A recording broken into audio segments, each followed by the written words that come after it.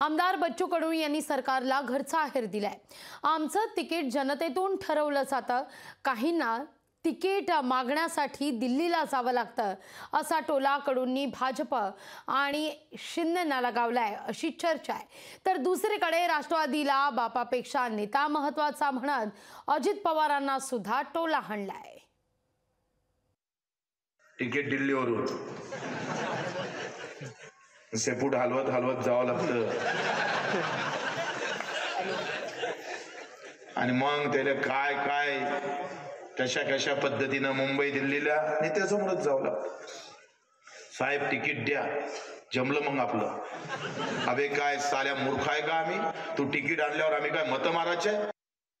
शरद पवार साहेब कृषी मंत्री होते,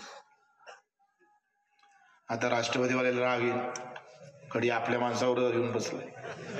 कारण तुम्हाला बापापेक्षा नेतालाही महत्वाचं आहे। लोकशाही मराठी ऐका, पहा, जागरूक रहा।